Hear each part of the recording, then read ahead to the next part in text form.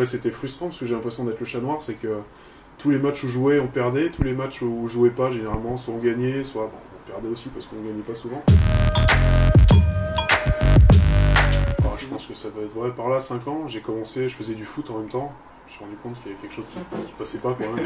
Au bout d'un moment ça allait plus, j'ai fait de la natation aussi. Mais ouais, depuis tout petit je suis dans le rugby parce que mon père était dedans aussi et m'a un peu encouragé à y aller et finalement c'est un choix que je regrette pas du tout. Ouais, quelques années, après au bout d'un moment l'école de rugby, au bout d'un moment il n'y avait plus tant de joueurs que ça, du coup je suis parti à Saint-Égrève.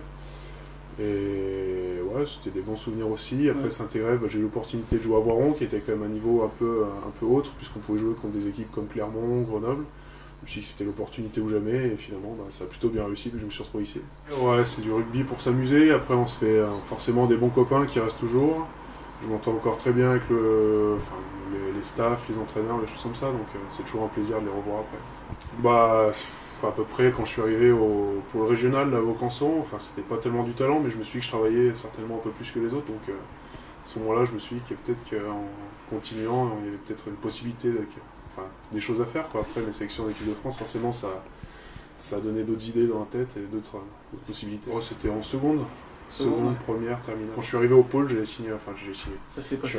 Ouais, je m'entraînais avec eux un peu en fin de saison quand j'étais à Voiron, donc voir un peu ce que ça donnait. Et en arrivant au pôle, je me suis dit, au lieu de faire les allers-retours, moi si j'avais la possibilité d'être sur Grenoble, c'était bien aussi. C'est surtout que j'ai pas trop joué la première année que je suis arrivé. Finalement, j'ai dû faire peut-être 5 matchs, quelque chose comme ça, avec les matchs amicaux, donc c'était une saison un peu délicate. Après, le niveau, c'était surtout au niveau de l'agressivité. J'étais grand, j'étais fin, j'étais un peu mou, donc c'était pas forcément évident, quoi. Mais bon, j'ai beaucoup travaillé sur l'aspect mental, j'ai vu une psychologue du sport, j'ai vu des diététiciens, prépa physique, et je pense que ça m'a bien aidé aussi là-dessus. Justement, quand je suis arrivé en cadet, première année, j'ai pas tant joué, deuxième année, j'ai fait tous les matchs, toutes les sélections, après ça a lancé un peu la suite. Immense fierté quand même si les équipes de France jeunes, c'est toujours du plaisir. J'ai un peu stressé, parce que déjà c'était les stages de repérage, ils appelaient ça le top 50, on était 50 joueurs. Forcément c'était stressant, hein, des joueurs qui venaient des 4 coins de la France sur des entraînements, des trucs comme ça, c'était toujours un peu inquiétant. Et après la première sélection, forcément il y avait beaucoup de plaisir, mais il y avait beaucoup de stress aussi.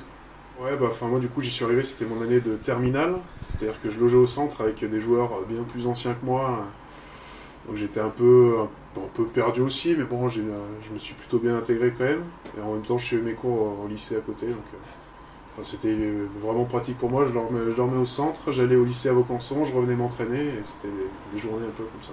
En gros, quand moi je suis rentré au centre de formation, c'était l'année où les espoirs se sont fait raser et sont descendus en poule 2. Du coup, moi je suis arrivé à mon année espoir, on était en poule 2, j'ai fait une saison complète, c'était mon année au Pôle France aussi. Donc c'est-à-dire que je m'entraînais à Paris du lundi matin au jeudi soir, je rentrais le vendredi, je m'entraînais, je jouais le week-end, je repartais le lundi matin, donc c'était une année vraiment longue.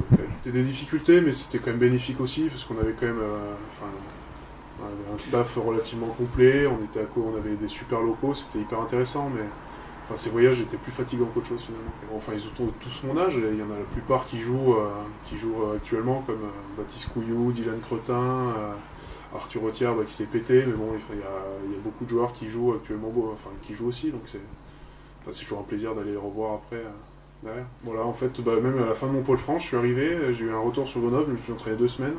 Ils m'ont dit, voilà, Mickaël, tu vas être remplaçant avec Toulouse. J'ai dit, ouais, pas de souci. Pas beaucoup d'entraînement, je connaissais pas les touches, j'ai joué 35 minutes sans faire une touche et sans en connaître une, ni trop connaître les plans de jeu, et finalement c'est plutôt bien passé.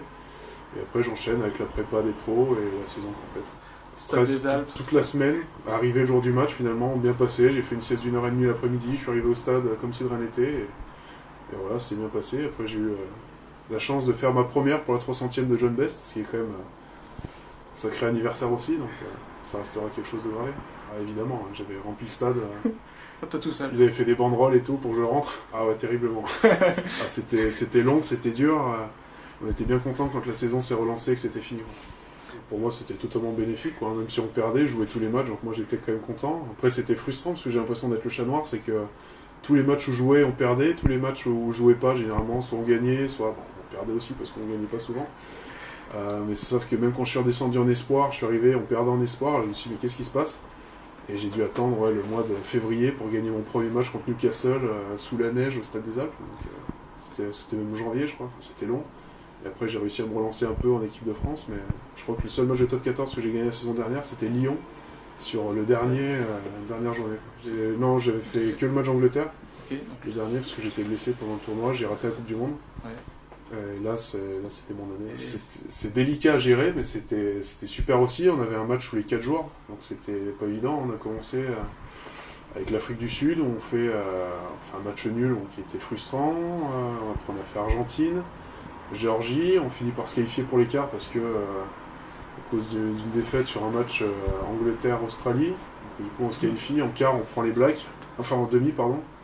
Bah, c'était moins marrant, hein. On prend 30 points en une mi-temps, on se dit qu'est-ce qui se passe, on arrive à revenir un peu, mais c'était pas suffisant, et finalement, avec la fatigue et l'usure mentale, on perd en petite finale contre l'Afrique du Sud.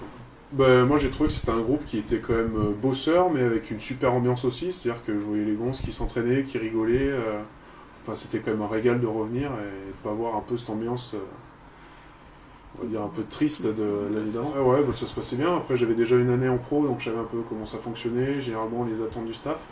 J'avais déjà eu un entretien avec Dewald pour voir qu'est-ce qu'il attendait de moi, qu'est-ce qu'il aimait bien dans mon profil.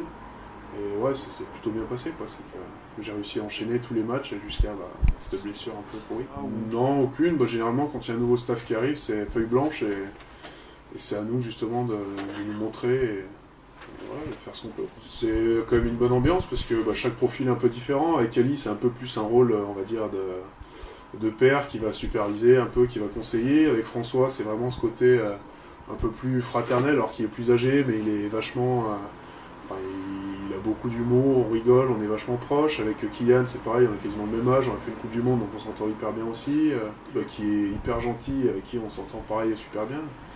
Je pense qu'il n'y a que du positif. Une remontée rapide, le plus rapide possible et de s'y installer au bout d'un moment dans ce top 14.